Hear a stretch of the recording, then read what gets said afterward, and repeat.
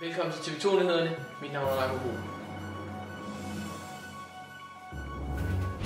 Ludomani er et stigende problem. Der kommer flere og flere unge til. Og så nytter det heller ikke noget, at unge under 18 får lov også eller spille i de lokale kiosker eller supermarkeder. Meningsmålingerne viser, at der kun vil komme flere ludomaner i fremtiden. Og det har én grund, at der hele tiden kommer nye spil. Men inden vi lige smutter ud til OVB Didriksen, vil vi lige gå ind og kigge på nogle statistikker.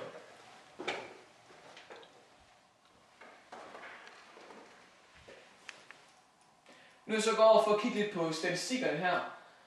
Som I kan se, så er 18% af ludomanerne, de har altså begået kriminalitet for at få råd til at spille.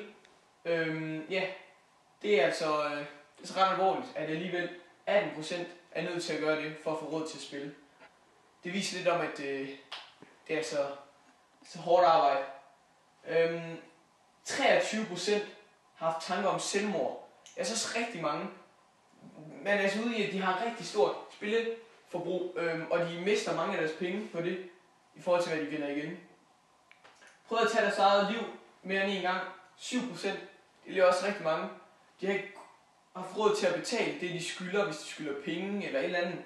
Alligevel 7% har prøvet at tage deres eget liv. Rene problemspillere, 49%, som det er alligevel også, det er alligevel meget.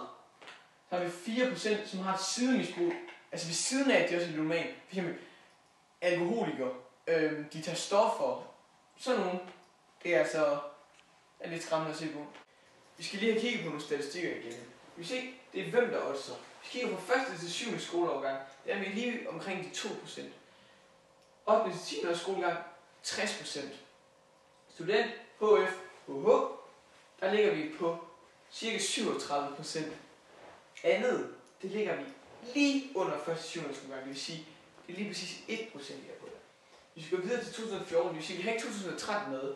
Men 2014, der ligger 1. til 7. skoleårgang, der ligger altså lige omkring de 3-4%. 8. til 10. årgang, den er altså steget meget. Vi hætter på 76%. Student, HF og HH, den ligger på godt og vel 43%. Andet ligger lige omkring. Den er godt nok overhældet 1. til 7. års skolegang. Lige med 1-2. Velkommen tilbage i studiet. Lige nu har vi besøg af Robin Kenny. Hej Robin. Hej. Godt at se dig. I lige måde. Og han er medejer af Casino Royale i Aarhus. Vi har nogle spørgsmål, vi gerne vil stille dig, som vi har fået af vores Facebook-brugere. Yes. Hvor mange penge får I ind om året, sådan cirka? Det er fortroligt. Men det er ikke småpenge. Det er i orden. Hvor mange tror du af de, der kommer på casinoet, som måske er ludoman? Eller har svært ved at styre sit spil? Nok 10% i højere eller mindre grad. Hvor mange penge bruger hver person sådan cirka, hvis man skal regne det ud? Cirka 300-500 kroner. Altså, er det per gang eller per spil? Per gang. Hvad typer af personer kommer ind på casinoet? Alle. Så hvis jeg selv kommer ind på casinoet? Ja, det må du være. Min datter? Nej, hun skal være overalt. Hvad er det største gevinst, der er vundet på casinoet? 4,6 millioner i den tid, jeg har været der. Så det vil sige, var du der dengang pengene de blev udbetalt? Yes.